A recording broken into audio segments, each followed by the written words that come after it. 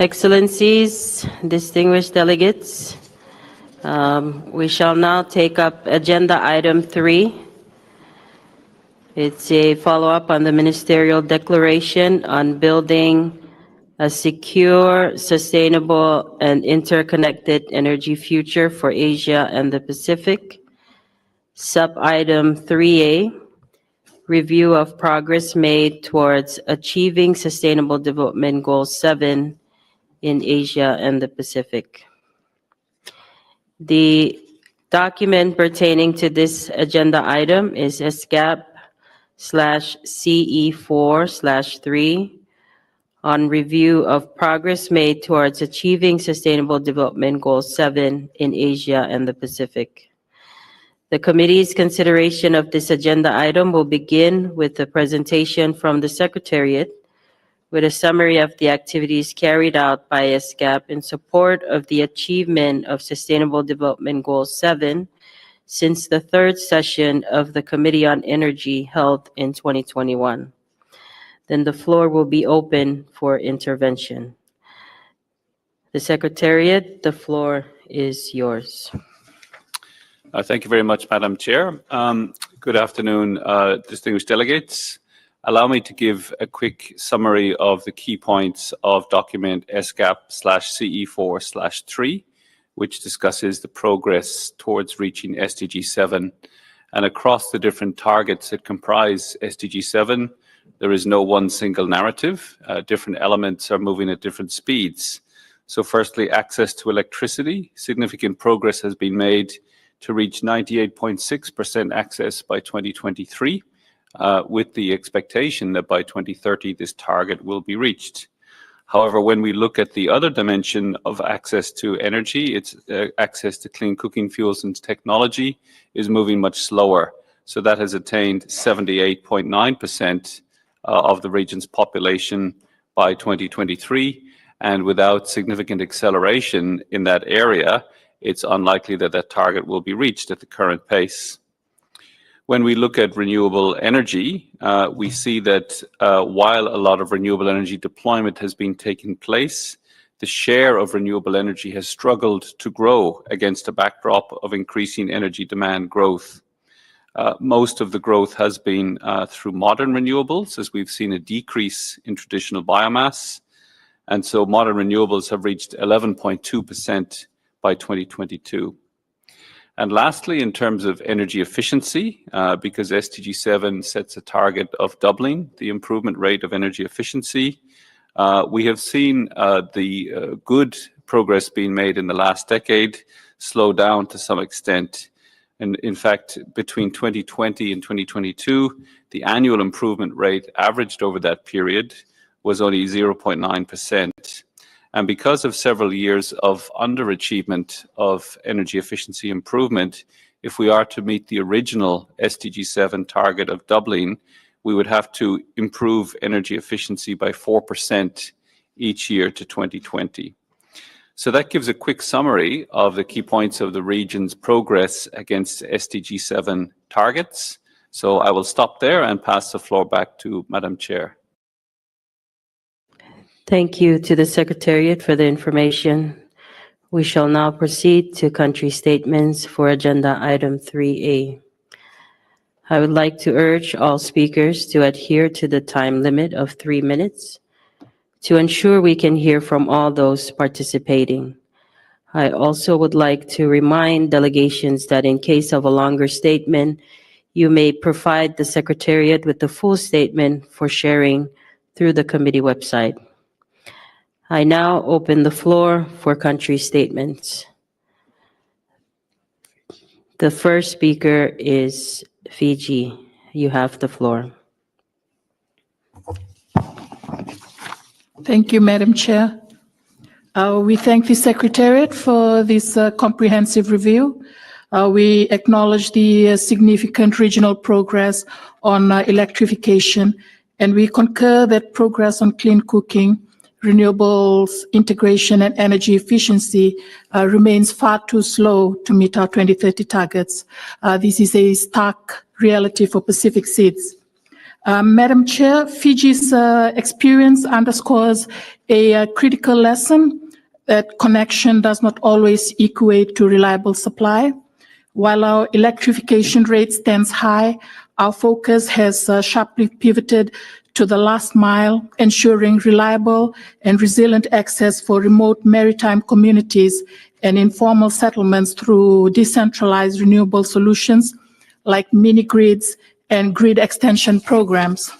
Fiji is unwavering in its commitment to a 100% renewable energy power sector. A landmark achievement was the commissioning of the Moa Solar Farm, making one of our island, Taveuni, a first 100% renewable powered island, a proof of concept for our national ambition. Improving energy efficiency is a top priority for enhancing our competitiveness and energy security. Fiji, we recognize the urgent need to accelerate our annual improvement rate towards the 4% target. A major challenge for Fiji is that we encounter the balancing ambitious regulation with market realities and strengthening enforcement mechanism, particularly for SMEs. Madam Chair, as a large ocean state with a distributed population across more than 100 inhabited islands, our energy challenges are fundamentally defined by our geography. Through experience, our strategy now deliberately pivots towards building a decentralized and resilient energy system.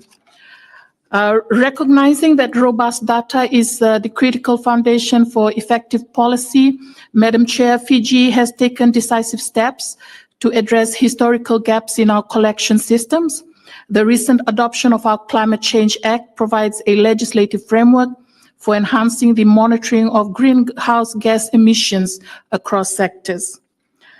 We encourage SCAP to facilitate deeper knowledge sharing on proven models for clean cooking adoption, mini-grid deployment, and maritime resistant technology standards.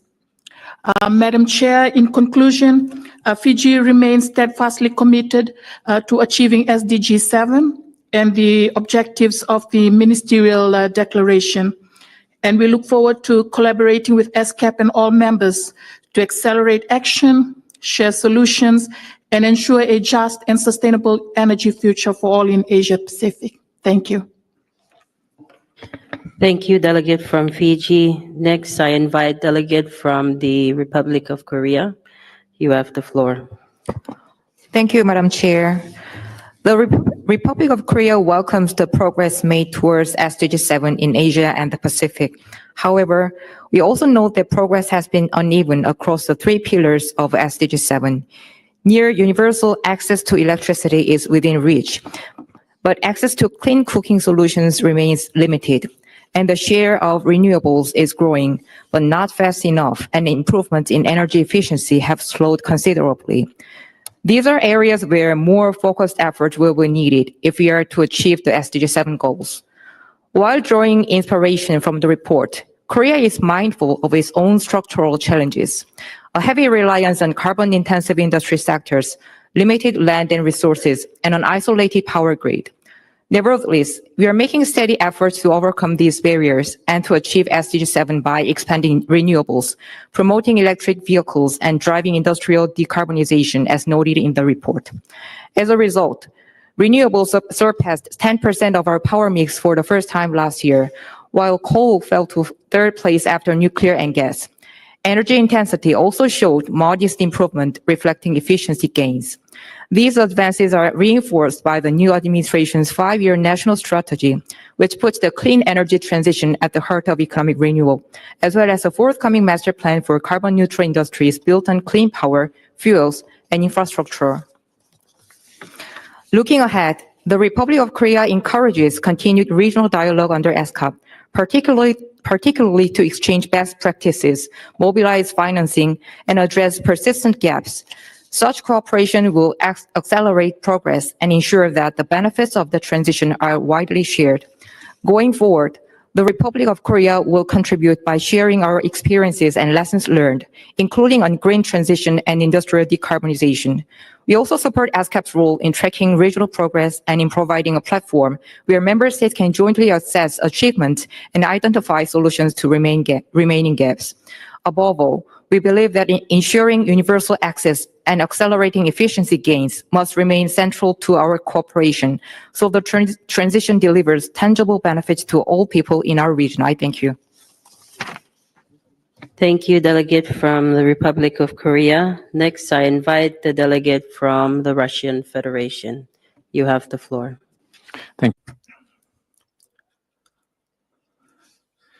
Distinguished participants of the session, the situation in global energy sector is undergoing an active structural transformation of the entire energy sector. The situation in the Asia and the Pacific region with SDG 7 remains challenging. To achieve the energy goals set out in Agenda 2030, it is necessary to promote fair and non-discriminatory international cooperation in the area of energy, the introduction of advanced and cost-effective technologies, the sustainability of investment flows, and the stability and predictability of supply and demand for energy resources and energy technologies. In this context, it is essential to adhere to the principle of technological neutrality and to use all available modern types of energy generation, as well as modern technological solutions, but taking into account the socioeconomic and natural geographical specificities of each country.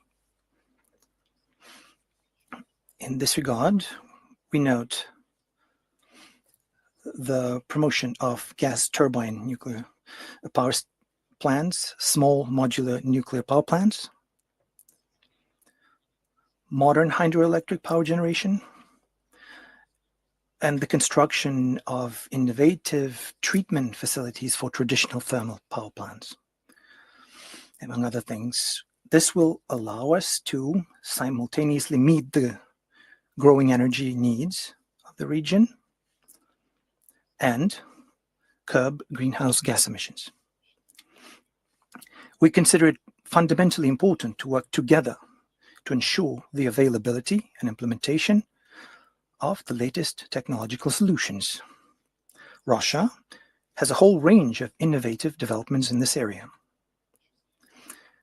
Among the significant innovations are small modular reactors, whose unique capabilities in terms of increased safety, transport mobility, efficiency, and cost effectiveness create favorable conditions for supplying electricity to remote or sparsely populated areas and providing heat to local consumers, especially in those countries of the region that lack developed power grids or industrial infrastructure, which is why we are convinced that cooperation aimed at developing nuclear power systems from generation 4, the primarily convenient to build, deliver, and operate modular low power reactors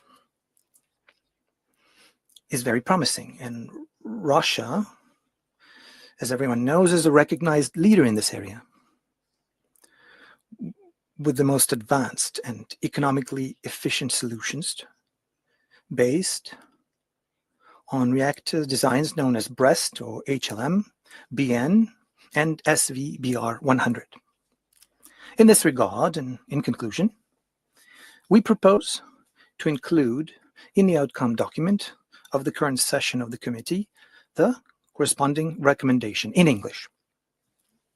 acknowledging the potential of research on clean energy technologies and the development, deployment, commercialization, availability, accessibility, and affordability of such technologies for supply and affordable, reliable, sustainable, and modern energy for all, thus accelerating the pace of progress towards SDG 7, invites its members and associate members to enhance international cooperation to facilitate access to modern civil nuclear technologies such as small modular reactors, innovative designs that are inherently safer, more economically feasible, and have a better fuel efficiency. We will pass to the Secretariat this formulation of the recommendation in English. Thank you. Thank you, Delegate from the Russian Federation. Next, I invite Delegate from Bangladesh. The floor is yours. Thank you, Madam Chair, Excellencies, distinguished delegates. Bangladesh aligns itself with the statement delivered on behalf of the Asia Pacific Group and wishes to share our national experience in advancing Sustainable Development Goal 7. Bangladesh has made remarkable strides in ensuring universal access to electricity, achieving full electrification in 2022. This progress was driven by large-scale grid expansion, decentralized renewable energy solutions, such as solar home system and effective public-private partnerships. Today, almost every household in Bangladesh is connected to modern energy services, which has transformed rural livelihoods, education, and economic opportunities. However, challenges remain in clean cooking solutions. A significant portion of rural households still rely on traditional biomass. Bangladesh is intensifying efforts to scale up access to clean cooking fuels and technologies through improved cookstoves distribution, liquefied petroleum gas expansion, and exploration of biogas and electricity-based cooking. Addressing affordability and cultural acceptance remains a key policy priority. Respected Madam, on renewable energy, Bangladesh is steadily diversifying its energy mix. Solar energy adoption has expanded significantly, supported by enabling legislation and international financing. The government has set ambitious targets to increase renewable generation capacity, including solar parks, rooftop solar, and wind energy projects, while also exploring cross-border energy trade for regional energy security.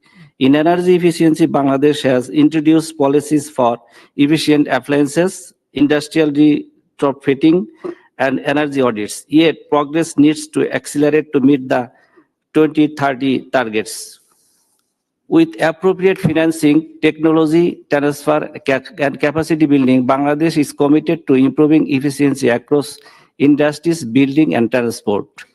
For countries like Bangladesh, achieving SDG 7 is not only a matter of sustainability but also of resilience. Access to clean, affordable, and modern energy underpins our climate commitments and economic transformation. We therefore call upon ESCAP and development partners to scale up technical cooperation, consensual financing, and regional knowledge sharing. Stronger South-South and regional cooperation, including power trade and clean energy investment, will be critical. Bangladesh stands ready to work with all partners in building a secure, sustainable, and interconnected energy future for Asia and the Pacific. Thank you very much. Thank you, Delegate from Bangladesh. Next, I invite Delegate from India. You have the floor. Madam Chair, Government of India has embarked upon clean energy transition through focused development of renewable energy and increasing energy efficiency while ensuring access to affordable energy, which is paramount for sustainable development and climate change mitigation. As part of its commitment to address climate change, India targets to achieve 500 gigawatts of non-fossil fuel energy capacity by 2030, meet 50% of energy needs from renewables by 2030, reduce total projected carbon emission by 1 billion tons by 2030, decrease the carbon intensity of the GDP by 45% by 2030, and achieve net zero emission by 2070. In its updated NDC to UNFCCC in August 2022, India targeted to achieve about 50% cumulative electric power installed capacity from non-fossil fuel-based energy resources by 2030. Madam Chair, India has achieved this target in the month of June 2025 itself, that is 5 years ahead of its commitment. The implementation of renewable energy has witnessed more than 7-fold increase from 32 gigawatt in